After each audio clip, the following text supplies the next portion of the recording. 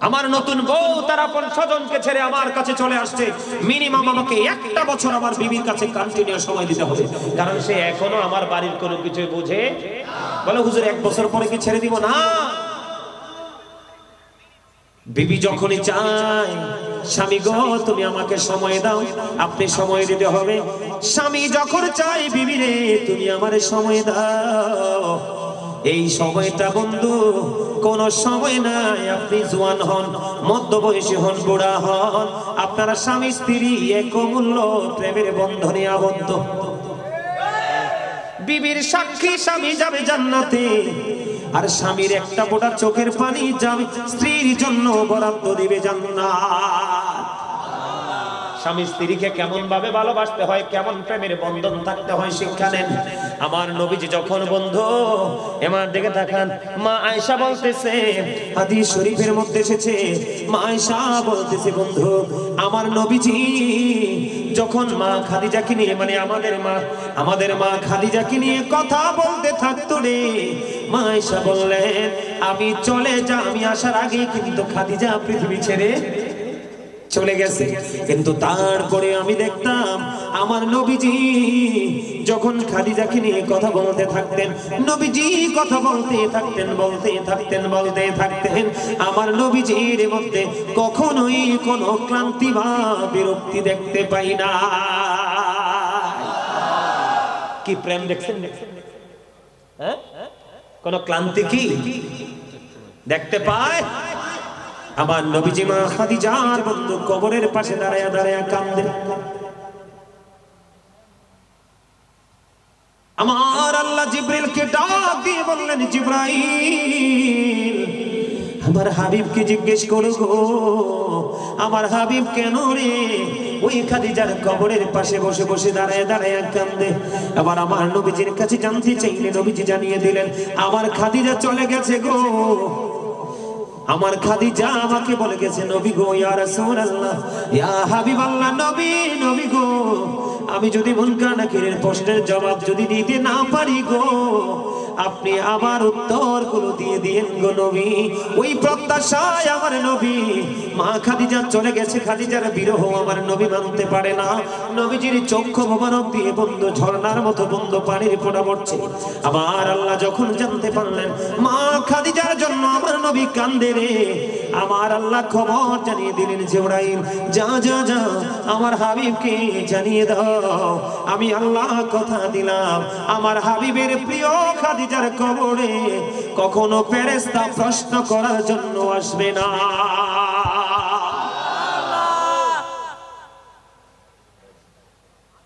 আমার নবীর জীবনীতে কি আছে সব। এখানে কি এই মুরব্বী, এখানে কানে কানে কি এর কথা, ওইলে আইয়া বইয়েন, নাইলে সাইডে দিয়ে কথা শেষ করেন। আমি এটা একদম পছন্দ করি না, জানেন আমাদের দেশটা নষ্ট হয়ে গেছে। মসজিদে গেলে ইমাম সাহেব বক্তব্য দেওয়ার মানুষ যার যার মতো কথা বলে, আর আমার কাজ হলো আমার শ্রোতাদেরকে যতক্ষণ আমি আমার মতো করে কন্ট্রোলিং আনতে না পারবো আমি ওয়াজ করবো না। কারণ আমি ওয়াজ করে লাভ কি, তার ব্রেইনে তো ঢুকবে না, আর ব্রেইনে ঢুকে না বলেই আজকে নামাজ পড়ার পরে মাহফিল এত হওয়ার পরে মানুষের হেদায়েত নাই। কারণ আপনার তো আসল তো বডি না, আপনার আসল তো হলো অন্তর। আপনার অন্তরে ঢুকতে হবে, ব্রেইনে সেটিং দিতে হবে, তাইলে না হইলো ওয়াজ, তাইলে না হলেন আপনি জান্নাতের বাগানের মেহমান। এবার আমার দিকে তাকান, এদিক তাকান, আরেকটা মজার খবর বন্ধু আমার নবীজি শুনতে পাইলেন। তিনজন সাহাবী, কয়জন? কয়জন?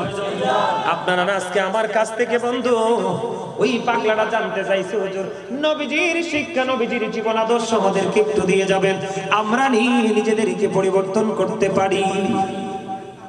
বক্তিয়ার না দেখতেছি তো, বক্তিয়ার আছে, তোমার ইখতিয়ার মতো ওয়াজ করতেছে, কথা কয় না, হ্যাঁ সুবহানাল্লাহ কোন না, আরো জোরে, আরেকটু মহব্বতে আমার দিকে তাকান বন্ধু, এদিক তাকান। তিনজন লোক, কয়জন? আরো জোরে, তিনজন। কয়জন? একজন। তারা তিনজন মিলে পরামর্শ করলো। আমাদের মধ্যে দেখবেন অনেক বাবা আছে, অনেক মা আছে, তার 5টা 6টা 7টা। ওই দিন আপনাদের চট্টগ্রামের এক হুজুর গেছে ওই কসবাতে ওয়াজে, তা আমি ছিলাম, উনিও ছিলেন। উনি বললেন হুজুর এক দম্পতির 24টা সন্তান হয়েছে। কয়টা? কিন্তু একটাও তো মানুষ হয় নাই। কয়টা হয়েছে? 24টা। একটাও মানুষ হয় নাই। দেখবেন আমাদের মধ্যে অনেক মা বোনের আছে, অনেক ভাই বাবার আছে, ওরা মনে মনে বলে আল্লাহ আমার এত 10টা 7টা 5টা সন্তান দিলা, একটাও তো হুজুরের মতো তুমি বানাইলা না। অনেকে আফসোস করে কিনা? ঠিক তেমনি নবীজির জামানায় 3জন লোক। কয়জন? 3জন লোক। আমার নবীজি তো রাহমাতাল লিল আলামিন, আমার নবীজি তো হাবিবুল্লাহ, আমার নবীজি তো ইমামুল মুরসালিন, আমার নবীজি সিরাজুল মুনিরা। জোরে জোরে কন্না সুবহানাল্লাহ, আর জোরে কন্না সুবহানাল্লাহ।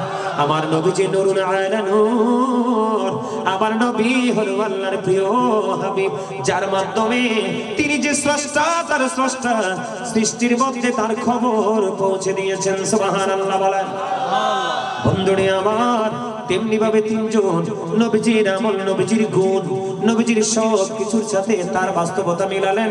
মিলায়া দেখলেন নবীজির কাছে এসে 3জন একেবারে তুচ্ছ। এখন একজন বলতেছে, 3জন পরামর্শ করতেছে। একজন বলতেছে আমি 12 মাস রোজা রাখবো, তার মানে কন্টিনিউ রোজা রাখবো। আরেকজন বলতেছে আমি মসজিদে সারাক্ষণ থেকে আল্লাহর গোলামি করব।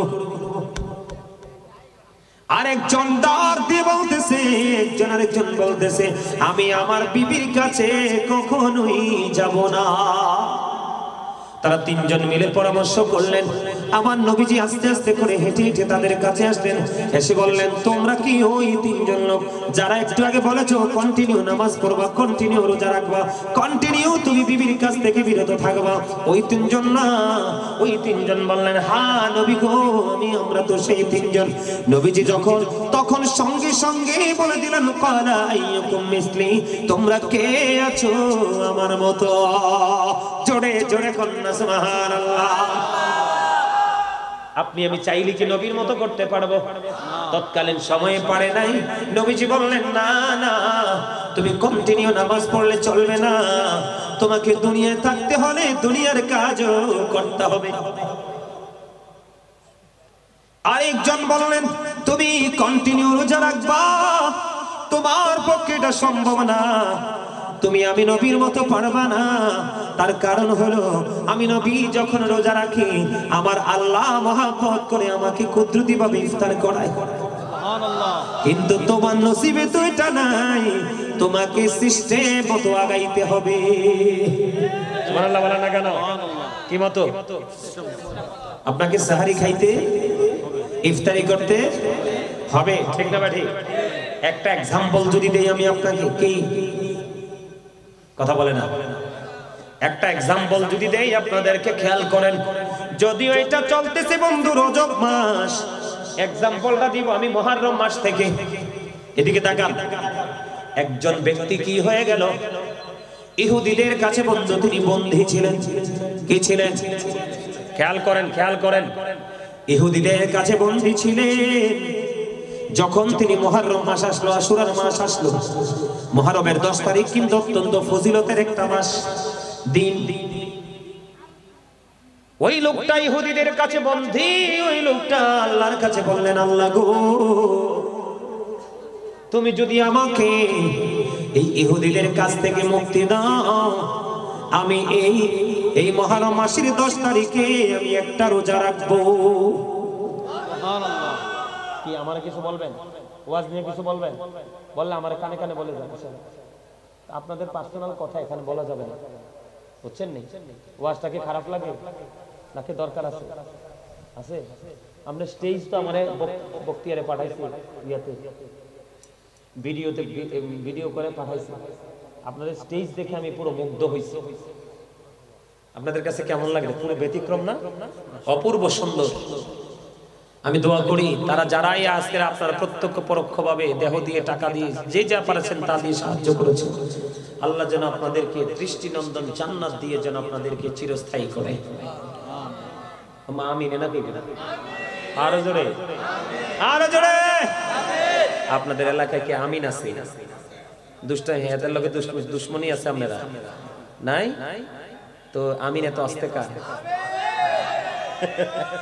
এমন ভাবে আমিন কইছে মনে হয় যে এলাকার আমিন সাহেবের লগে তার দুশ্মনী আছে। আমিন জোরে বলবেন। এবার বন্ধু মুহররমের 10 তারিখের ফজিলত কিন্তু অনেক মজার। আমার আল্লাহর কাছে বললেন, আল্লাহ আমাকে তুমি এই বেঈমান কাফের ইহুদিদের থেকে মুক্তি দাও, যদি মুক্তি পাই একটা রোজা রাখবো। কি রাখবো? একটা রোজা রাখবো। এবার বন্ধু আমার আল্লাহ ওই পাগলের দোয়া কবুল করলেন। বন্ধুরি আমার মুহররমের 10 তারিখ যখন আসলো, সমস্ত কারাগারের সমস্ত সিপাহীকে আমার আল্লাহ বন্ধ করে দিল। আর সকলের সামনে দিয়ে ওই আল্লাহ এবং আল্লাহর হাবিবের প্রেমিক বের হয়ে চলে আসলো। তারা বুঝতে পারলেন যে তাদের দুশমন পালিয়ে যাচ্ছে। পালিয়ে পরে তারা করলেন, কিন্তু ধরতে পারলেন না। এমন এক জায়গায় তিনি চলে গেলেন বন্ধু। যাওয়ার পরে তিনি রোজা রাখলেন। মুক্তি পাওয়ার পরে যেমন কথা তেমন রোজা রাখলেন। রোজা রাখার পরে বন্ধু ধীরে ধীরে দিনটা ফুরিয়ে গেল। ইফতারির সময় হয়ে গেল রে। ইফতারির সময় যখন হলো, কোনো কিছু নাই, কোনো কিছু নাই। কেমন করে সে ইফতারি করবে রে বন্ধু? এবার ইফতারির সময় ওনার মধ্যে একটা তন্দ্রা ভাব আসলো। কি ভাব? তন্দ্রা বুঝেননি? একটা হলো একবারে বিছানায় ঘুম লাগায় ঘুমাইলাম নাক ডেকে, এটা হলো ঘুম। আর একটা হলো বইয়ে রইছি। আছে না নাই? মসজিদে গিয়ে এরকম করে না? আবার এদিক ফিরে বসে রয়েছে, এরকম করে। আরে জেড়ে, আরে জেড়ে। নবীজির জীবনী থেকে বন্ধু শিক্ষা নাও। নবীজির বিবি প্রশ্ন করলেন, নবীজির বিবি প্রশ্ন করলেন, একজন নবী গো আপনি কারে বেশি ভালোবাসেন? আমার নবীর তো একাধিক বিবি ছিল। কি ছিল? একাধিক বিবি ছিল। এখন আমার নবী মুখে বলল না, একজনকে খেজুর দিলেন। তোমারা যে খেজুর দিছি ওই জন্য না জানে, তোমার যে খেজুর দিয়েছি ও যেন না জানে।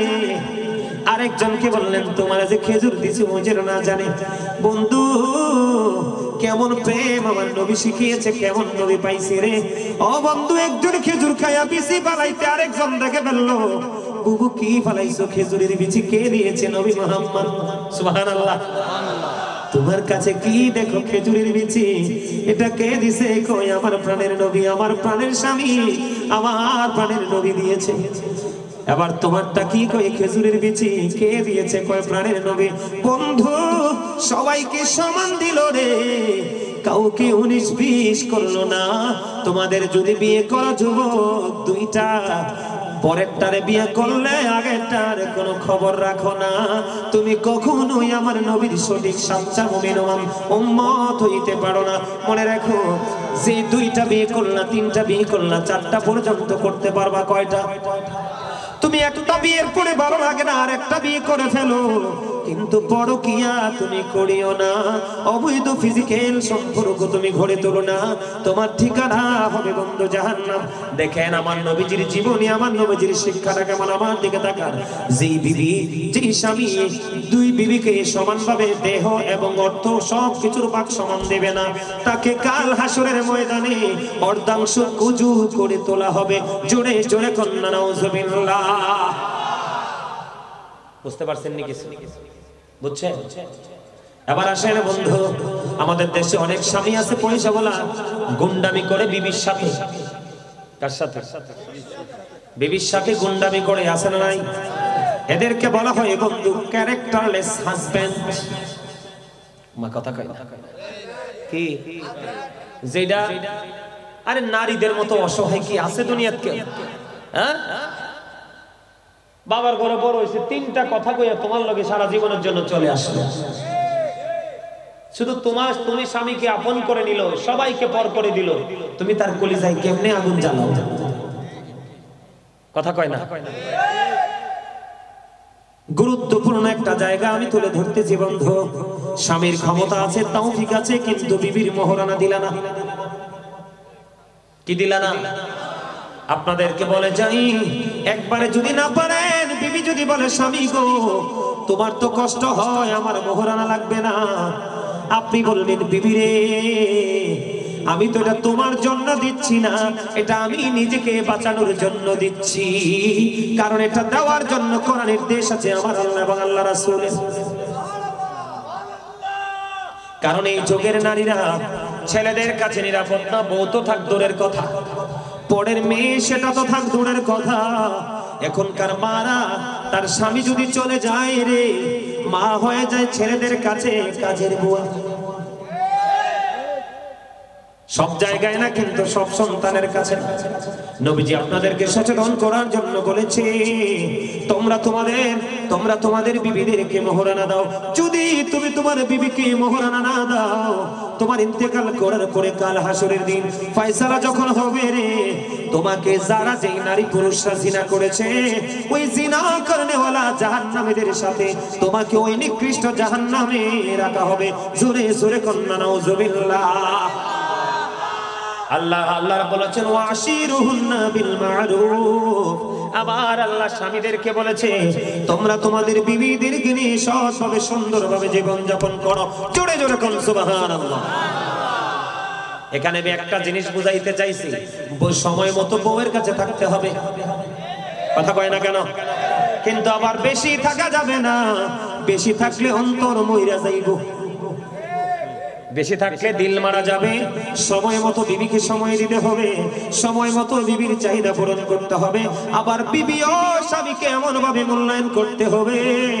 আমার নবীজি বলেছে, যদি তোমার মহিলাদেরকে বলেছে, তোমাদের চুলার উপর যদি দুধ বসানো থাকে, কি কথা কয় না, হাদিসে দুধের কথা আসছে। কিসের কথা? দুধের কথা কেন আসছে জানেন? কারণ সবচেয়ে রিস্কের রান্না হলো দুধ। দুধ রান্না করছেন নি? আমি আমার মায়ের সাথে অনেক দুধ রাঁধছি। আমার এই ইয়া আছে, আমার মায়ের সাথে এমন কোন কাজ নাই আমি আমার মারে পাটায় বাইটটা ভর্তা পর্যন্ত খাওয়াইছি। মা যখন অসুস্থ হয়ে যেত, মার পছন্দের জিনিস নিজের হাতে পাটায় বাটতাম, বেটে ভর্তা বানাই আমার মারে খাওয়াইছি আমি নিজে।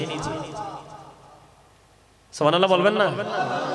এখনকার ছেলেরা তো ফুতা কেমনে ধরে এটাই জানবে না, ঠিক না? শিল পাঠা কিভাবে ঘষাঘষি করাতে হয় এটাই বোঝে না, কারণ মার প্রতি মায়া নাই। কারণ আমরা বোন ছিলাম, আমার কোনো বোন ছিল না, পরে আমার বোন হয়েছে। তা আমার মা একা একা সব সামলাতে পারতো না, আমি মাকে সবচেয়ে বেশি সময় দিয়েছি।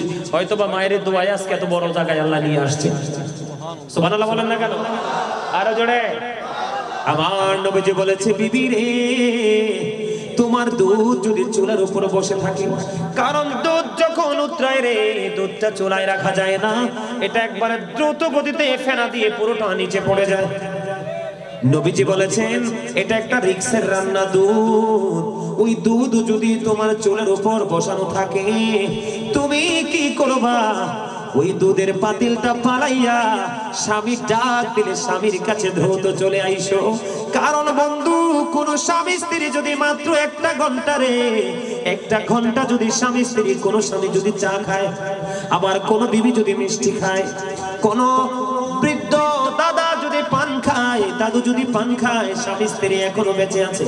আমার নবীজি বলেছে, 1 ঘন্টা বা কিছু সময় যদি স্বামী স্ত্রী একসাথে বসে প্রেমের আলাপ করো রে, আমার নবীজি বলেছেন 1 ঘন্টার বিনিময়ে তোমার আমলনামায় 1 বছরের নফল ইবাদতের সওয়াব দেয়া হবে। নারে তাকবীর, নারে রিসালাত, ইয়া রাসূলুল্লাহ, নারে গাউসিয়া, ইয়া গাউসিয়া জন্য গাজী শেরে বাংলা। জিন্নাবাদ, জিন্নাবাদ। আলহামদুলিল্লাহ বলেন, আর জোরে বলেন আলহামদুলিল্লাহ। তাইলে নবীজি আদর্শ শিখলাম নি? 2টা বউ যদি থাকে সমান দিতে হবে। কি দিতে হবে? সবকিছু। বড় বউর বাচ্চারা যা পাবে, ছোট বউর বাচ্চারাও তা পাবে। কোন রকমের কোনো কি করা যাবে না, কারচুপি করা। এবং বউকে রাতের বেলা বিছানায় একা রেখে গাঁটটি নিয়ে মসজিদে ঘুমানো যাবে না। ওই সময় তোমাকে তোমার বিবিকে সময় দিতে হবে। কথা কয় না কেন? শরম লাগছে কথাটা, হ্যাঁ? এমনি না কইও তো উপায় নাই। কথা কয় না। আমাদের ইয়াং ছেলেদেরকে কি বুঝায় আল্লাহ জানে। কয় মক্কা মদিনার চেয়ে বলে হজ হয়, তার লগে গাঁটটি লইয়া ঘুরলে। নাউজুবিল্লাহ কর না কেন? আর জোরে। মক্কার হেরেমে নামাজ পড়লে 1 লক্ষ রাকাতের সওয়াব, মদিনার হেরেমে পড়লে 50,000 রাকাতের সওয়াব। সুবহানাল্লাহ কোন মানে হেতার একটা গেলে বলে কয়েক হাজার কোটি রাকাতের সওয়াব। জোরে কোন নাউজুবিল্লাহ। এটা বলে শুধু চাপার জোরে, এটার কোনো দলিল নাই। কেন বলেছি জানেন? এটা তাদের জন্য বলছি, তোমরা এটা জীবনও করো। তোমাদেরকে কেউ বললে কি করা যাবে না, তাদের কথা মতো দৌড় দেওয়া যাবে না, দৌড় দিলে দিতে হবে নবীজির কথা অনুযায়ী। এই আমি রাতের বেলা যাব না, আমার বিবি নতুন, আমার নতুন বউ তার আপন স্বজনকে ছেড়ে আমার কাছে চলে আসছে, মিনিমাম আমাকে 1টা বছর আমার বিবির কাছে কন্টিনিউ সময় দিতে হবে, কারণ সে এখনো আমার বাড়ির কোনো কিছু বুঝে। বলে হুজুর 1 বছর পরে কি ছেড়ে দিব? না, বিবি যখনই চায় স্বামী গো তুমি আমাকে সময় দাও, আপনি সময় দিতে হবে। স্বামী যখন চায় বিবি রে তুমি আমারে সময় দাও, এই সময়টা বন্ধু কোন সময় নাই। আপনি জওয়ান হন, মধ্যবয়সী হন, বুড়া হন, আপনারা স্বামী স্ত্রী এক মূল্য প্রেমের বন্ধনে আবদ্ধ। বিবির সাক্ষী স্বামী যাবে জান্নাতে, আর স্বামীর একটা ফোঁটা চোখের পানি যাবে স্ত্রীর জন্য বরাদ্দ দিবে জান্নাত। স্বামী স্ত্রীকে কেমন ভাবে ভালোবাসতে হয়, কেমন প্রেমের বন্ধন থাকতে হয় শিক্ষা নেন। আমার নবীজি যখন বন্ধু এমার দিকে তাকান, মা আয়েশা বলতেছে, হাদিস শরীফের মধ্যে এসেছে, মা আয়েশা বলতেছে বন্ধু আমার নবীজি যখন মা খাদিজাকে নিয়ে, মানে আমাদের মা খাদিজাকে নিয়ে কথা বলতে থাকতো রে, মা আয়েশা বললেন আমি চলে যা, আমি আসার আগে কিন্তু খাদিজা পৃথিবী ছেড়ে চলে গেছে, কিন্তু তারপরে আমি দেখতাম আমার নবীজি যখন খাদিজাকে নিয়ে কথা বলতে থাকতেন, নবীজি কথা বলতে থাকতেন, আমার নবীজির মধ্যে কখনোই কোনো ক্লান্তি বা বিরক্তি দেখতে পাই না। কি প্রেম দেখছেন? হ্যাঁ, কোন ক্লান্তি কি দেখতে পায়? আমার নবীজি মা খাদিজার বন্ধু কবরের পাশে দাঁড়ায়া দাঁড়ায়া কাঁদে। আমার আল্লাহ জিবরিলকে ডাক দিয়ে বললেন, জিবরাইল আমার হাবিবকে জিজ্ঞেস করো গো, আমার হাবিব কেন রে ওই খাদিজার কবরের পাশে বসে বসে দাঁড়ায় দাঁড়ায় কাঁদে। আবার আমার নবীজির কাছে জানতে চাইলে নবীজি জানিয়ে দিলেন, আমার খাদিজা চলে গেছে গো, আমার খাদিজা আমাকে বলে গেছে, নবী গো ইয়া রাসূলুল্লাহ ইয়া হাবিবাল্লাহ, নবী গো আমি যদি মুনকার নাকিরের প্রশ্নের জবাব যদি দিতে না পারি গো, আপনি আমার উত্তরগুলো দিয়ে দিয়েন গো নবী। ওই প্রত্যাশায় আমার নবী, মা খাদিজা চলে গেছে, খাদিজার বিরহ আমার নবী মানতে পারে না। নবীজির চক্ষু মোবারক দিয়ে বন্ধু ঝর্ণার মতো বন্ধু পানির ফোঁটা পড়ছে। আমার আল্লাহ যখন জানতে পারলেন মা খাদিজার জন্য আমার নবী কান্দে রে, আমার আল্লাহ খবর জানিয়ে দিলেন, জিবরাইল যা যা যা আমার হাবিবকে জানিয়ে দাও, আমি আল্লাহ কথা দিলাম আমার হাবিবের প্রিয় খাদিজার কবরে কখনো ফেরেশতা প্রশ্ন করার জন্য আসবে না।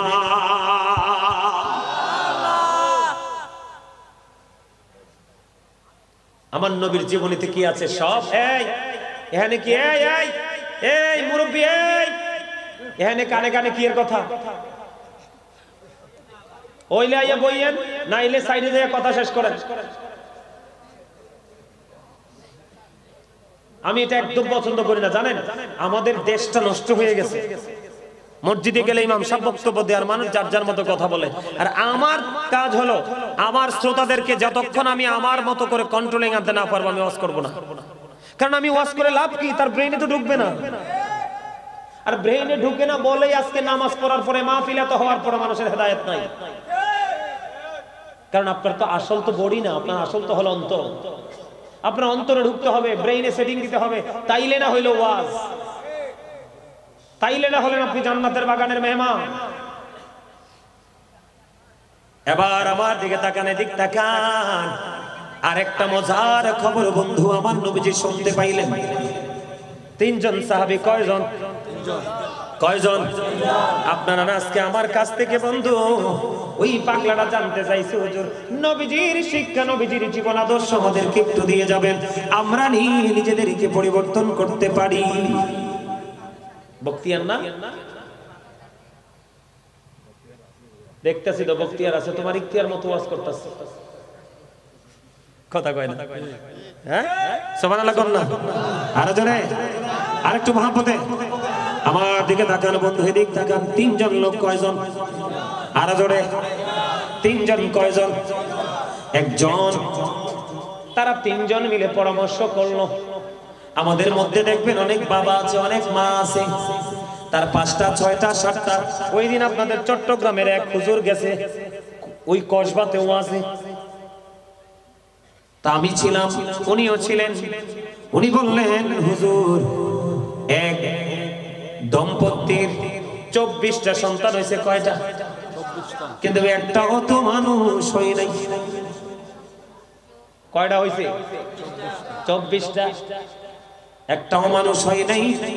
দেখবেন আমাদের মধ্যে অনেক মা বোনের আছে, অনেক ভাই বাবার আছে, ওরা মনে মনে বলে আল্লাহ আমার এত 10টা 7টা 5টা সন্তান দিলা, একটাও তো হুজুরের মতো তুমি বানাইলা না। অনেকে আফসোস করে কিনা? ঠিক তেমনি নবীজির জামানায় তিনজন লোক। কয়জন? তিনজন লোক। আমার নবীজি তো রাহমাতাল লিল আলামিন, আমার নবীজি তো হাবিবুল্লাহ, আমার নবীজি তো ইমামুল মুরসালিন, আমার নবীজি সিরাজুল মুনিরা। জোরে জোরে কন্না সুবহানাল্লাহ, আর জোরে কন্না সুবহানাল্লাহ। আমার নবীজি নূরুন আলা নূর, আমার নবী হলো আল্লাহর প্রিয় হাবিব, যার মাধ্যমে তিনি যে স্রষ্টা, তার স্রষ্টা সৃষ্টির মধ্যে তার খবর পৌঁছে দিয়েছেন। সুবহানাল্লাহ বলেন। বন্ধুরে আমার তেমনি ভাবে তিনজন নবীজির আমল, নবীজির গুণ, নবীজির সব কিছুর সাথে তার বাস্তবতা মিলালেন। মিলায়া দেখলেন নবীজির কাছে এসে তিনজন একেবারে তুচ্ছ। এখন একজন বলতেছে, তিনজন পরামর্শ করতেছে, একজন বলতেছে আমি 12 মাস রোজা রাখবো, তার মানে কন্টিনিউ রোজা রাখবো। আরেকজন বলতেছে আমি মসজিদে সারাক্ষণ থেকে আল্লাহর গোলামি করব। আরেকজন ডাক দিয়ে বলতেছে, আরেকজন বলতেছে আমি আমার বিবির কাছে কখনোই যাব না। তারা তিনজন মিলে পরামর্শ করলেন। আমার নবীজি আস্তে আস্তে করে হেঁটে হেঁটে তাদের কাছে আসলেন, এসে বললেন তোমরা কি ওই তিনজন লোক যারা একটু আগে বলেছো কন্টিনিউ নামাজ পড়বা, কন্টিনিউ রোজা রাখবা, কন্টিনিউ তুমি বিবির কাছ থেকে বিরত থাকবা, ওই তিনজন না? ওই তিনজন বললেন হ্যাঁ নবী গো, আমরা তো সেই তিনজন। নবীজি তখন সঙ্গে সঙ্গে বলে দিলেন ক্বালা আইয়ুকুম মিসলি, তোমরা কে আছো আমার মতো? জোরে জোরে কন্না সুবহানাল্লাহ। আপনি আমি চাইলে কি নবীর মতো করতে পারবো? তৎকালীন সময়ে পারে নাই। নবীজি বললেন না না, তুমি কন্টিনিউ নামাজ পড়লে চলবে না, তোমাকে দুনিয়ায় থাকতে হলে দুনিয়ার কাজও করতে হবে। আরেকজন বললেন তুমি কন্টিনিউ রোজা রাখবা, তোমার পক্ষে এটা সম্ভব না, তুমি আমি নবীর মতো পারবা না। তার কারণ হলো আমি নবী যখন রোজা রাখি আমার আল্লাহ মহব্বত করে আমাকে কুদরতি ভাবে ইফতার করায়, কিন্তু তোমার নসিবে তো এটা নাই, তোমাকে সিস্টেম মতো আগাইতে হবে। সুবহানাল্লাহ বলেন না কেন? কি মতো? আপনাকে সাহারি খাইতে, ইফতারি করতে হবে, ঠিক না ঠিক? একটা এক্সাম্পল যদি দেই আমি আপনাকে, কি কথা বলে না? একটা এক্সাম্পল যদি দেই আপনাদেরকে, খেয়াল করেন। যদিও এটা চলতেছে বন্ধু রজব মাস, এক্সাম্পলটা দিব আমি মুহররম মাস থেকে। এদিকে তাকান। একজন ব্যক্তি কি হয়ে গেল? ইহুদিদের কাছে বন্ধু তিনি বন্দী ছিলেন। কি ছিলেন? খেয়াল করেন, খেয়াল করেন। ইহুদিদের কাছে বন্দী ছিলেন। যখন তিনি মুহররম মাস আসলো, আশুরার মাস আসলো, মুহররমের 10 তারিখ কিন্তু অত্যন্ত ফজিলতের একটা মাস, দিন। ওই লোকটা ইহুদিদের কাছে বন্দী, ওই লোকটা আল্লাহর কাছে বললেন আল্লাহ গো,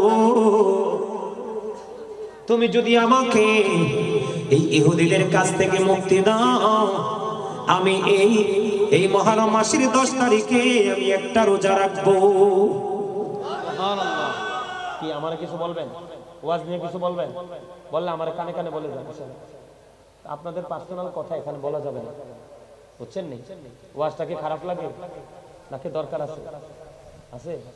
আমরা স্টেজ তো আমার বক্তিয়ারে পাঠাইছি, ইয়াতে ভিডিওতে ভিডিও করে পাঠাইছি।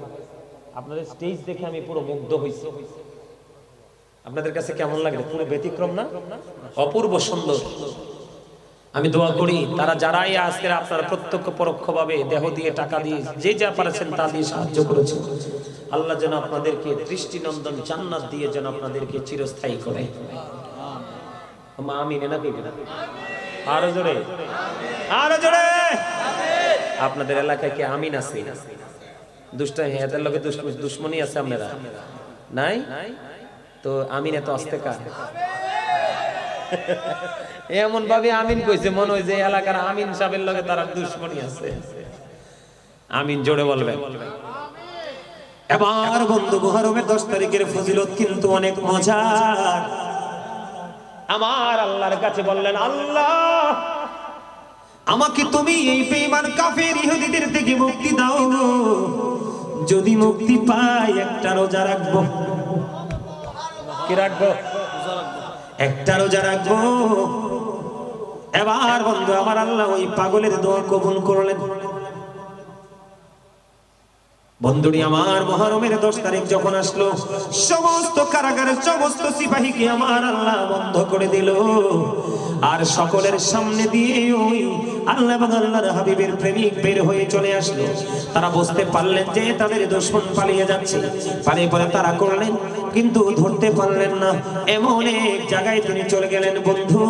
যাওয়ার পরে তিনি রোজা রাখলেন। মুক্তি পাওয়ার পরে যেমন কথা তেমন রোজা রাখলেন। রোজা রাখার পরে বন্ধু ধীরে ধীরে দিনটা ফুরিয়ে গেল। ইফতারির সময় হয়ে গেল রে। ইফতারির সময় যখন হলো, কোনো কিছু নাই, কোনো কিছু নাই। কেমন করে সে ইফতারি করবে রে বন্ধু? এবার ইফতারির সময় ওনার মধ্যে একটা তন্দ্রা ভাব আসলো। কি ভাব? তন্দ্রা বুঝেননি? একটা হলো একবারে বিছানায় ঘুম লাগায় ঘুমাইলাম নাক ডেকে, এটা হলো ঘুম। আর একটা হলো বইয়ে রইছি। আছে না নাই? মসজিদে গিয়ে এরকম করে না? আবার এদিক ফিরে বসে রয়েছে, এরকম করে ঘুম ঘুম ভাব।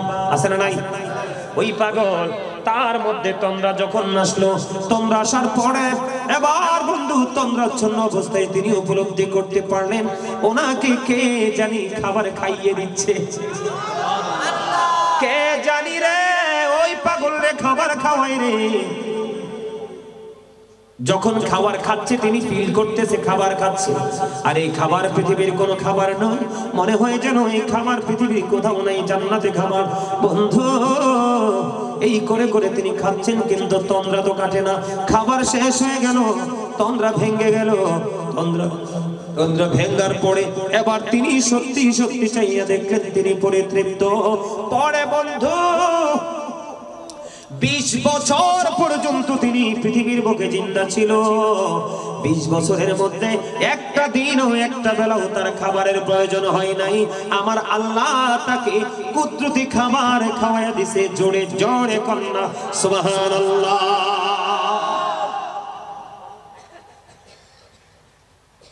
ওই রকম আশিক যদি হয় তাইলে হচ্ছে একটা আলাদা কথা। ঠিক না ঠিক?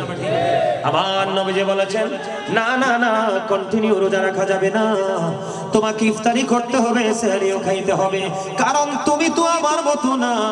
আমি রোজা থাকলে আমার মাওলা আমাকে ইফতার করায়। কারণ আমার আল্লাহ সূরা বাকারাতে বলেছেন ইনদা রাব্বিহিম ইউরযাকুন, দে রিসিভ ফুড ফ্রম আল্লাহ। আল্লাহর প্রিয় যারা হয় রে, আমার আল্লাহ আল্লাহর প্রিয়দের জন্য জান্নাতি খাবার বরাদ্দ দেয়। ওই শুরুতে বলেছিলাম উড়ে বেড়াই রয় হামেশা খুশিতে মশগুল। মনে আছে নি? আল্লাহর প্রতি শহীদ যারা উচ্চ তাদের শান, মহান খোদা করেন তাদের এমন জীবন দান। রূহ তাদের বানাইয়া সবুজ বরণ পাখি, জান্নাতুল ফিরদাউস বিছে দেন যতনে রাখি। সেথায় থাকি খাই তাহারা জান্নাতি ফলমূল। উড়ে বেড়ায় রয় হামেশা খুশিতে মশগুল। এটার প্রমাণ হলো জন এক ব্যক্তি এসে প্রশ্ন করলেন ইয়া রাসূলুল্লাহ কিয়ামত কখন হবে? আমার নবীজি বললেন কিয়ামতের জন্য কি প্রস্তুতি নিয়েছো?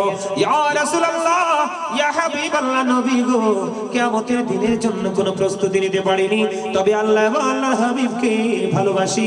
আমার নবীজি বললেন, তুমি যাকে ভালোবাসো তার সাথেই তুমি থাকবা। গোলাপ নীলাম, গাঁদা নীলাম, নীলামের রজনীগন্ধা, মনের শোকে মালা গাঁথিব সকাল থেকে সন্ধ্যা। একবার দেখা দাও যদি ও গো কামলিওয়ালা, একবার দেখা ওয়ালা, অসীম মুখে পড়াবো তোমায় হাজার ফুলের মালা। বলো ইয়া রাসূলুল্লাহ, ইয়া হাবিবাল্লাহ, বলো ইয়া রাসূলুল্লাহ, ইয়া হাবিবাল্লাহ। মারহাবা। লম্বা করলাম না, কারণ ওয়াজটা আরেকটু বাকি আছে, শেষ করতে হবে। তাহলে এ থেকে বোঝা গেল 3 নাম্বার লোক বিবির কাছে যাবে না। তুমি সারা জীবন যদি নামাজ পড়ো আমার আল্লাহ পাইবা না। তুমি তোমার সহধর্মিনী হক যদি তুমি আদায় না, এটা হলো নবীজির শিক্ষা। নবীজির শিক্ষাতে আমলও আছে, বাস্তবতাও। এখানে বাস্তবতা হলো বিবিকে সময়, ঠিক না বা ঠিক? আরো জোরে, আরেকটা মহব্বতে। বন্ধুরে আমার, নবীজির খেদমত করেছে এক ইহুদি বালক। কি ইহুদি বালক? নবীজির খেদমত করলো এক ইহুদি বালক। ওই বালক হঠাৎ করে একদিন অসুস্থ হয়ে গেল। কি হয়ে গেল? আমার নবীজি দেখতে গেল। আমার নবীজি যখন দেখতে গেল বন্ধু, তার মৃত্যু খুবই নিকটে। কি একেবারে কাছে তার মরণ রে। আমার নবীর গোলাম তো কখনো ইহুদি হইয়া মরতে পারে না। আমার নবীর সেবক কখনো বন্ধু ইহুদি হয়ে মরতে পারে না। বন্ধুরে, নবীজি দেখতে পাইলেন, বুঝতে পারলেন তার মরণ খুবই কাছে। কিন্তু আমার নবীজি আল্লাহকে বলে দিলেন, মালিক, মালিক রে, ওই ইহুদি বালকটা আমি নবীর গোলামি করেছে গো আল্লাহ, তুমি শেষ বেলায় তাকে ইমানদার না বানাইয়া তাকে তোমার কাছে নিয়ে রাখ দিও না। আমার নবীজি দোয়া করে দিলেন, আমার আল্লাহ কবুল করলেন। বন্ধু, ইহুদি বালকের মধ্যে ইসলাম গ্রহণ করার একটা প্রেম জন্ম হয়ে যায়। কি হয়ে যায়? একবার ওই ইহুদি বালক তার বাবার দিকে তাকায় রে, আর একবার আমার নবীজির নূরানি চেহারা মুবারকের দিকে তাকায়। দেখতে দেখতে দেখতে দেখতে বন্ধু, সর্বশেষে আমার নবীর নূরানি চেহারা মুবারকের দিকে তাকায়া তাকায়া ওই মধুর কালেমা পড়ে সে মুসলমান হয়ে গেল। ইমানদার হওয়ার পরে আজরাইল এসে তার প্রাণ পাখি কবজ করলো। কি বুঝতে পারলেন? আমার নবীকে মান্না যদি জীবন যাপন করতে পারেন, তাহলে আপনার আমার কোনো ভয় আসেনি, কোনো বিপদ আসেনি, কোনো ভয় ভীতি নাই, কোনো বিপদ নেই। আমার নবীজি আপনাকে আমাকে শিক্ষা দিয়েছেন, তোমরা কি করো? বেশি বেশি করে নামাজ পড়ো, কারণ এটা আল্লাহর কাছে বেশি পছন্দের। পিতামাতার সাথে ভালো আচরণ করো, কারণ এটাও আমার আল্লাহর কাছে বেশি পছন্দের। দ্বীনের জন্য যুদ্ধ করো, এটাও আমার। এখন বলে হুজুর আমি নামাজটা কেমন করে পড়বো? আমার নবীজি কি শিক্ষা দিয়েছেন একটু আগে বললাম না? যদি ছোট্ট জামাত হয় আপনি বড় কেরাত পড়েন, কোনো সমস্যা নেই। যেমন ফজর এবং ইশারে বড় কেরাত পড়তে হয়, কথা বলে না কেন? আর যদি আপনি বড় ঈদে বড় নামাজ পড়ান, তাহলে ছোট কেরাত পড়বেন, ঠিক না? ঠিক বুঝতে পারছেন তো? কিন্তু আমার নবীজি যখন নামাজ পড়তেন কি করতেন? এমন ভাবে নামাজ পড়তেন, নবীজির পা মুবারক ফুলে লোক মুবারক বেরিয়ে আসতো, কিন্তু তারপরেও নামাজ শেষ হতো না। আমার কথা বুঝতে পারছেন আপনারা? এটা আপনাদের মাথা থাকবে, নবীজির আদর্শ। এবার আসেন আমার দিকে তাকান। আমাদের মধ্যে, আমাদের সমাজের মধ্যে সবচেয়ে বড় জঘন্য যেটা, সবচেয়ে বড় জঘন্য যেটা, সেটা হলো ব্যবহার। কি কথা বলেন? সবচেয়ে বড় জঘন্য যেটা, সেটা কি? ব্যবহার। এদিকে তাকান, সিম্পল শর্ট করে আমি আলোচনা শেষ করে দিচ্ছি, অনেক সময় হয়ে গেছে, 2 ঘন্টা। এদিকে তাকান, আমার নবীজিকে একজন প্রশ্ন করলেন, নবীজি গো, এক ব্যক্তির দিকে ইশারা করে, এদিকে তাকান, এক ব্যক্তির দিকে ইশারা করে বলেন, ইয়া রাসূলুল্লাহ, সে অনেক বেশি দান সদকা করে, অনেক বেশি নামাজ পড়ে, ইবাদত করে, কিন্তু তার ব্যবহারটা সুন্দর না। নবীজি বললেন, সে জাহান্নামী। হযরত আবু হুরায়রা রাদিয়াল্লাহু তাআলা আনহু থেকে হাদিস কানা বর্ণিত বন্ধু, আমার নবীকে এবার একজন ডাক দিয়ে আবার একজন ইশারা করে, এক মহিলার দিকে ইশারা করে বললেন, ইয়া রাসূলুল্লাহ, ওই নারীটা, ওই মহিলাটা নবী গো অনেক বেশি আমল করতে পারে না, অনেক বেশি দান সদকাও করতে পারে না নবী গো, কিন্তু সে তার ব্যবহার এত সুন্দর, তার ব্যবহার শুনলে মানুষের কলিজা জুড়াইয়া যায়। আমার নবী সঙ্গে সঙ্গে বলে দিলেন, সে জান্নাতি। আপনি মনে রাখবেন, আমার নবী যদি মিষ্টি ব্যবহার না করতেন, মধুর আচরণ না করতেন, তাহলে সকল বেঈমান কাফেরের আমার নবীর দুশমন হয়ে যেত। আমার নবীর প্রিয়, সবচেয়ে বেশি আপন শুভাকাঙ্ক্ষী হতো। আমার নবীজি কি দিয়েছেন মনে রাখবেন, উত্তম ব্যবহারের কারণে আপনার একটা কাজ খুব সহজ হয়, কঠোরতার কারণে সহজটা অনেকটা ডিফিকাল্ট হয়ে যায়। আমার আল্লাহ উত্তম ব্যবহার করে, আমার রাসূল উত্তম ব্যবহার করে, আমার নবী উত্তম ব্যবহার করেছেন, শিখিয়েছেন, এবং আমরাও আমার নবীর কথা অনুযায়ী উত্তম ব্যবহার করব। ব্যবহার বিভিন্ন রকমের হয়। কিসের হয়? যেমন মসজিদের ক্ষেত্রে আপনার আচরণটা কেমন হওয়া দরকার, ব্যবহারটা। মসজিদে গেলে শুক্রবার দিনে হোক এমনি হোক, সবার আগে গিয়ে সামনের কাতারে বসবে। মসজিদে যাওয়ার সময় উত্তম জামা কাপড় পরে যাবেন, টুপি ছাড়া কেউ যাবেন না। সুবহানাল্লাহ বলেন। এটা হলো মসজিদ। এখন আপনি তরকারি রান্না করছেন, ব্যবহার কেমন করে করবেন? নবীজি শিক্ষা দিয়েছে, তুমি যখন তরকারিটা রান্না করো, ঝোল একটু বাড়াইয়া দাও, তুমি যেন একটু তোমার পাশের সকল স্বজনকে দিতে পারো, গরিবকে। কারণ তুমি গোস্ত খাইতে পারো, সেটা শুটকিও খাইতে পারে না। আমার কথা কি আপনার বুঝে আসছে? কথা বুঝতে পারছেন? আরো জোরে বলে, বুঝতে পারছেন? এবার আসেন, দানের ক্ষেত্রে আপনার ব্যবহারটা কেমন করা দরকার? মা আয়েশা প্রশ্ন করলেন, নবী গো, আমি দান করব, আমার দুইজন প্রতিবেশী আছে। কয়জন? দুইজন প্রতিবেশী আছে গো নবী, আমি কি করব? আমার নবীজি বললেন, যেই প্রতিবেশীটা তোমার ঘরের কাছে সেটাকে আগে দাও, যেটা একটু দূরে সেটাকে একটু পরে দাও। কি চমৎকার না? আপনি বাড়ি বানাবেন, ঘর তুলবেন, ভাই আছে না? ভাই না থাকলেও আপন পাশের বসতিতে অনেক অন্য লোক আসেনি? বাড়ি করতে যাবেন, আপনি হলেন টাকাওয়ালা কোটিপতি, আর আপনার সাথে যেটা আছে এটা একবারে গরিব, 100 বছরেও একটা বেড়ার ঘর দিতে পারবে না, অথবা টিনের ঘর দিতে পারবে না। আর আপনি চাইলে এখন বিশাল 10 তলা অবকাঠামো বানাতে পারবেন।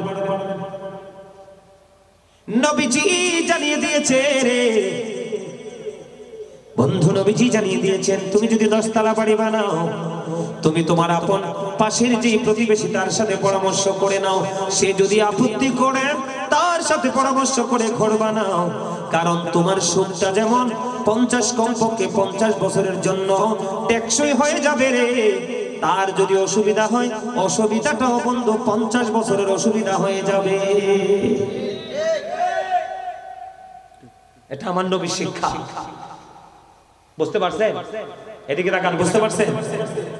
কারো মন ভাঙবেন না। কি? কারো মন ভাঙবেন না, ভাঙা মন জোড়া লাগানোর চেষ্টা করবেন। কি করবেন? আর জোরে বলে না, কি করবেন? ভাঙা মন জোড়া লাগানোর কি করবেন? আমার নবীজি বললেন, কেউ যদি মানুষের ভাঙা মন জোড়া লাগায় রে, আমার আল্লাহ তাকে বিনা হিসাবে জান্নাত দিবে। যদি বন্ধু ভাঙা মন জোড়া লাগাইলে যদি বিনা হিসাবে জান্নাত বরাদ্দ হয়, কারো মন ভাঙলে বিনা হিসাবে জাহান্নাম তো বরাদ্দ হবে। ঠিক কিনা বলে? আর জোরে বলেন না, আরো জোরে বলেন বন্ধু। মা আয়েশা, আমার নবী মা আয়েশাকে একদিন ডাক দিয়ে বললেন, আয়েশা, আয়েশা রে, ও আয়েশা, আমি আজকে অনেক খুশি, তুমি আমার কাছে যা চাইবে আমি আজকে তাই দিব। জোরে জোরে কন্যা সুবহানাল্লাহ। এই খুশির সময় আমার নবীজি বলেছেন, কেউ যদি মানুষের ভাঙা মন জোড়া লাগায় তাহলে কি হবে? বিনা হিসাবে জান্নাত। এই কথা শুনে হযরত আবু বকর সিদ্দিক কান্না ভেঙে পড়লেন। আমার নবী বলেছে, ভাঙা মন জোড়া দিলে যদি বন্ধু জান্নাত বিনা হিসাবে বরাদ্দ হয়, তাহলে কারো মন ভাঙলে জাহান্নাম বরাদ্দ, এটাই বাস্তব। না জানি মনের অজান্তে জীবনে কার মন ভেঙেছি। এই শিক্ষা, এই আদর্শ কি আমাদের মধ্যে আছে? আর যারা বলেন আছে। সর্বশেষে যেটা বলবো, আমার নবীজি বলেছেন, হতভাগা সেই, হতভাগা সেই, হতভাগা সেই। কে সেই হতভাগা? যে পিতামাতা দুজনকে পেল অথবা একজনকে পেল, তাদেরকে ভালোবেসে জান্নাতি হতে পারলো না, তার মতো হতভাগার কেউ হতে। মা বাবাকে প্রাণের চেয়ে বেশি ভালোবাসলেন। যাদের মা বাবা দুনিয়া নাই চলে গেছে, তাদেরকে ভালোবাসা যায় কেমনে? নবীজি বলেছেন, যেমন আজকের মাহফিল মায়ের বাবার উদ্দেশ্যে, আপন স্বজনের উদ্দেশ্যে দান করে দেন, সব চলে যাবে, এটা তাদের প্রতি ভালোবাসা।